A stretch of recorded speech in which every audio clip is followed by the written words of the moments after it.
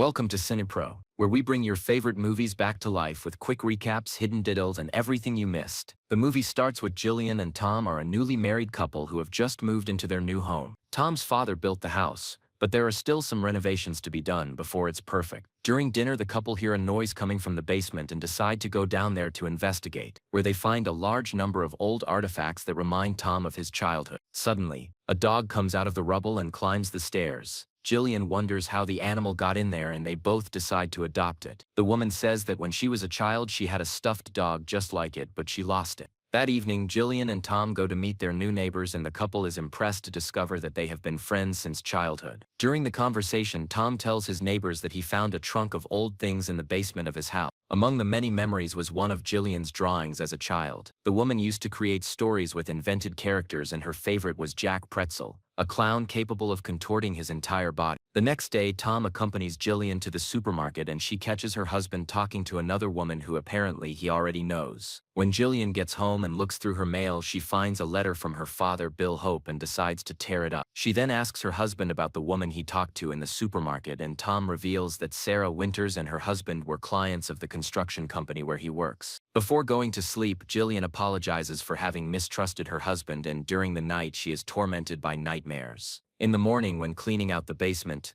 the couple come across a door in the wall and wonder how it got there. Tom immediately tries to open it to find out what's on the other side, but the door is locked. He then sends a photo to his mother and the woman also claims never to have seen it before. That night, Tom calls Jason to help him open the door, but the hinge won't budge. Terrified, Jillian starts to come up with theories as to how the door got there and starts to believe that someone broke into her house in the middle of the night to build it. Determined to open the door, Jason uses a sledgehammer to smash it down, but it's tougher than he could have imagined, so the man enlists the help of a rifle to rip the handle off. Jillian then opens the door and uses a flashlight to illuminate the tunnel she finds on the other side. However, after going downstairs, the trio come across another door, so the couple decide to go to the neighbor's house and ask to see his basement. When they get there, they realize that there is no door, which means that Ian is not responsible for breaking into the couple's basement. After apologizing for the inconvenience, they leave and spend the night trying to open the second door, but it is even more resistant than the first. When she goes to the psychologist, Jillian reveals that Tom has been making some phone calls in the middle of the night, but she doesn't have the courage to ask who he's talking to. The woman believes that Sarah is the person on the other end of the line, so when she sees her husband leaving the house, she decides to follow him and discovers that he hasn't gone to Jason's house as he said he would. Instead, Tom goes to meet a mysterious woman and Jillian returns home upset. While in the kitchen, she hears a noise coming from the basement and goes down the stairs to the second door. After placing her hand on the drawing, the door opens. With the aid of a flashlight, Jillian observes every corner of the empty room and comes across a man dressed as a clown, who coincidentally is very similar to Jack Pretzel's drawings. Suddenly, the creature runs out and Jillian is frightened. Minutes later, the police show up at her house and Tom tries to calm his wife down. In the early hours of the morning, he asks if Jillian would like to spend the night in a hotel, but she says no. The next day, while her husband is at work, the woman decides to call the phone number he calls every night and her suspicions are confirmed. To Jillian's misfortune, Sarah Winters answers the phone and she reveals that she is Tom's wife. Upon hearing this, Sarah says she'll have to file a restraining order to keep Tom away from her and Jillian hangs up the phone.